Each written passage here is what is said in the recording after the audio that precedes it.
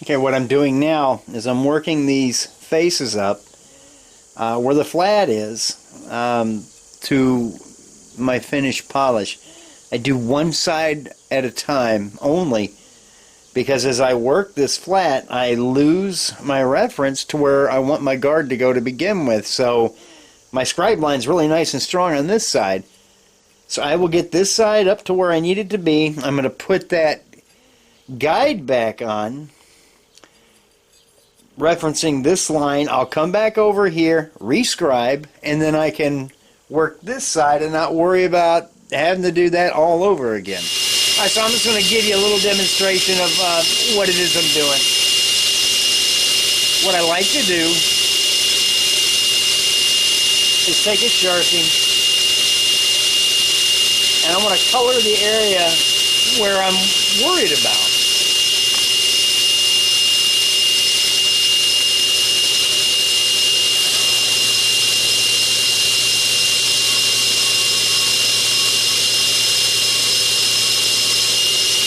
The main area, and then see, that tells me my work is nice and flat. The main area I want to get at is this area up here that's going to show forward of the guard. Shut that grinder off. All right, so what I want to try to start doing too with my videos is keep them shorter. I'm going to shoot for around a 10-minute video. I've got a lot to show when I do these things. And I know they get redundant because if you watch my channel, you've watched me make knife after knife after knife. But when I make a knife for somebody who watches YouTube, I do like to have a video and documentation for them to watch, as maybe they're showing the knife to somebody and they'll say, well, let's look how it was made. And I don't expect everybody that subscribes to my channel to watch every minute of my videos, and that's fine with me. I don't monetize. And I think maybe 30 people watch my videos, and that's fine with me. I love you guys. And that's all the viewership that I really want. But that I am going to try to keep the video length down to around 10 minutes, if I can. So anyway, I'm going to get back to this, and when we start on the stainless guard, I will come back to you. Okay, I've got my overhead lights off. I've got a lot of lights in this ceiling, and it just kind of keeps the heat down in the shop. But I've got this up, took it up to a 500 grit. I'm still calling that a grind. But then I took it over and put it on my emery wheel. And what I do at this point, I'll throw a little bit of a polish on it, and what that does is it shows me any deep scratches that I need to pay attention to now. Before I take it any higher, and I don't see any, and if you're careful with practice and time, you won't. So we're going up to 1000 grit on the belts, and then we're going to start hand sanding, and then we'll take it all the way up to a green chrome polish, and then we'll start fitting the guard into place.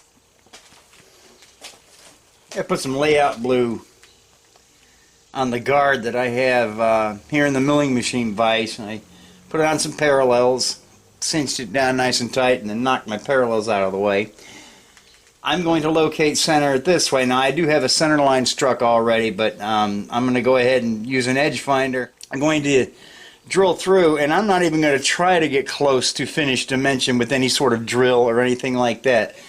The final dimensions are going to be reached with a file, but I'm just drilling enough material out of the way to allow me to get a file in there and file to my dimensions slowly.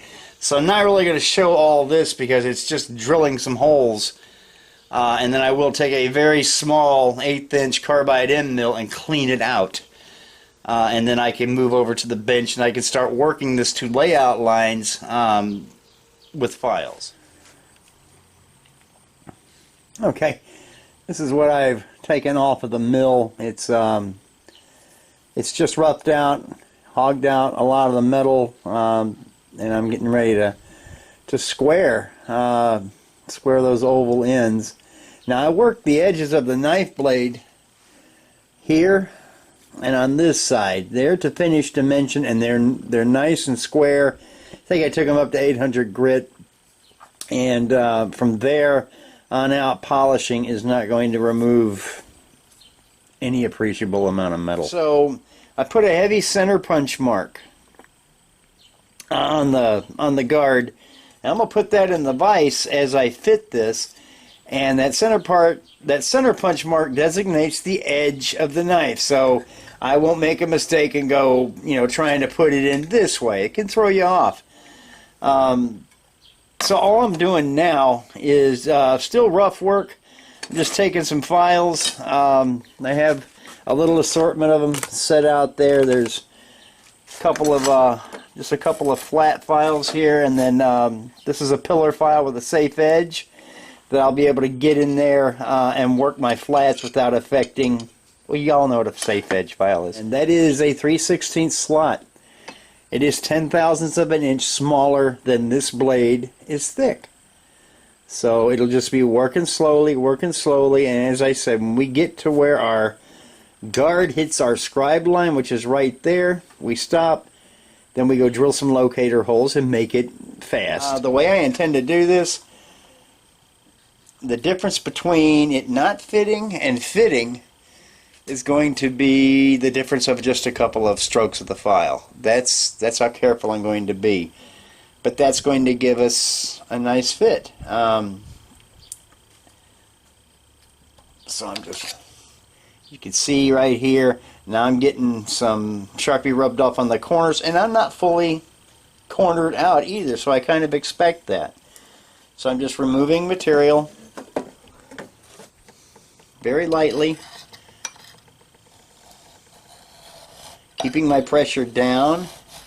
And with this file, I like to begin my stroke in here where it's parallel. I don't like to try to do it here because all of a sudden the file gets wider and it can throw you off. So I'm keeping an eye on my final dimension, which I've scribed. I don't want to go past that.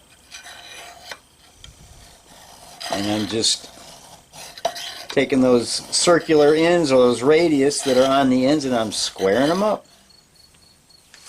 Okay, we're getting in closer. I had to take my copper jaws off and just use the stock jaws, but that's fine because this surface and this surface wasn't down to finished dimension anyway, so if it mars it a little bit, fine, because I have some scribe lines on here and stuff I'll have to get rid of too. The guard dimensionally is way oversized. We work it down. So now I'm just checking, and I'm still seeing shiny on my corners. Means I have some squaring up to do still. And I'm just taking the safe edge file now, and this is just a this is a real smooth file with safe edges. Well used, but it still cuts well. And you can see how much pressure I'm putting. I am just whispering that metal away. Okay, so what I'm doing now, I went to something a little more precise. I took a micrometer. Mike, this 196 thousandths is the thickness of my stock. So I set this small hole gauge here for about 3 thousandths less than that. So 193 thousandths. And what I'm doing is I'm slow filing until this will just start to slip in there, and I know I'm really close.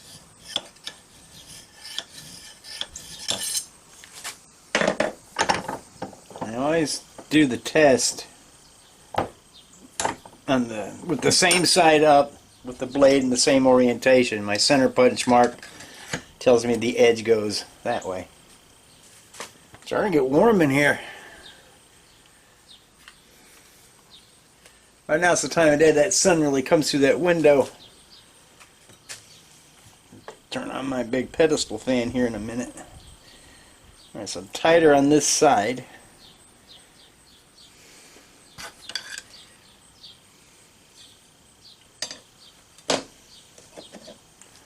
But not by much.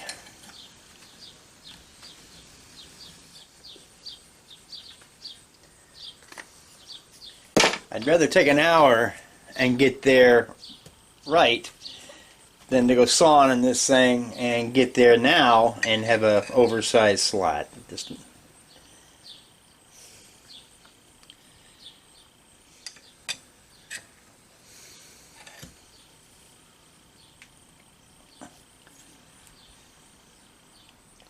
Looks like I have a long ways to go, but the taper stops right there. So as soon as we get that to go in, it should go all the way in. Just working up to it, one little stroke at a time.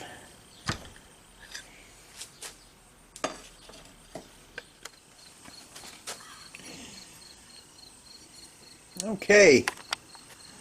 I'm going to turn my display so I can see if you can see. Yeah, you can see. And we've got the guard fitted up. And it's right where it needs to be, so the next step is going to be drilling the locator pins. And then we take it all back apart because we have a lot of hand sanding and prep to do before we actually heat treat. But we got a decent fit all the way around.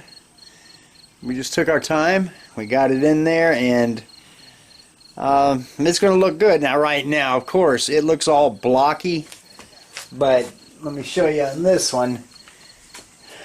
Now we sculpt it after we get it pinned in and soldered. Then we do some handwork and file shaping, things like that, and give it some nice lines and stuff. Of course, it starts out as bar stock, but I'm happy with the guard.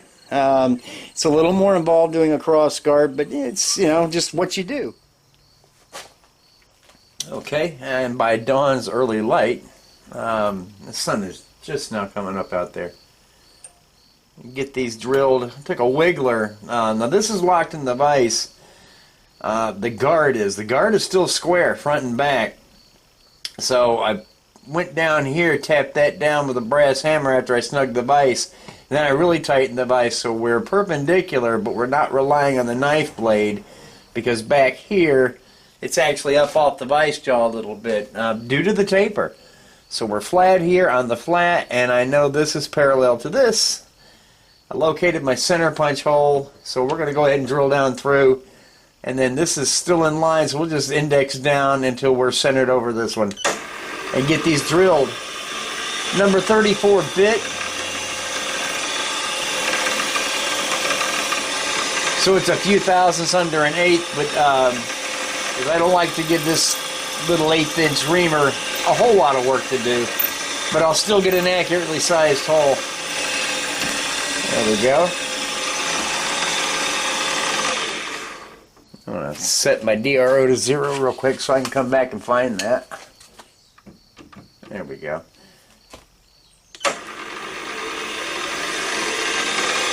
I'm going to start this down slow, just to reestablish the center in case I'm not dead on that center punch. That'll be good.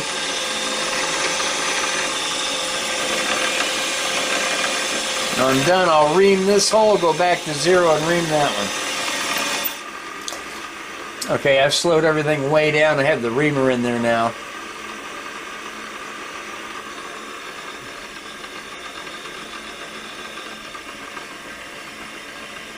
Just go slowly. Everything's got a lot of oil on it.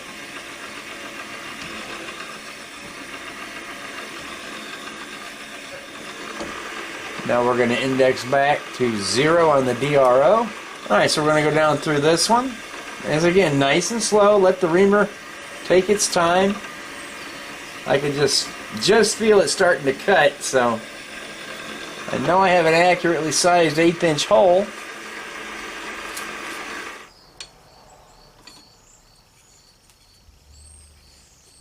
I'm going to countersink these holes just a little bit. There's a burr. And then I'm going to press this thing off and start dressing this down, getting it ready for heat treatment. Okay, I'm getting ready to press this out. I don't want to do it in the vise now. I want it to be a nice straight line. I just don't want to take a chance on bending anything, and I do not want to strike this tang with a hammer. So I've got this on some pretty smooth parallels, and it shouldn't, I mean, this is a 20-ton press, but it's not going to take that much pressure to get it unseated, but it's on there, so it's all but coming out now. But as soon as we get into the taper area, I've got a big drop cloth spread under the press here. There it goes. so the knife won't. There we are. Alright, so we didn't mar the face of this at all. Some oil on it. So now when I go to put this on for keeps, I'm gonna expand it a little bit with heat, so I don't have to fight it on there and get my holes lined up.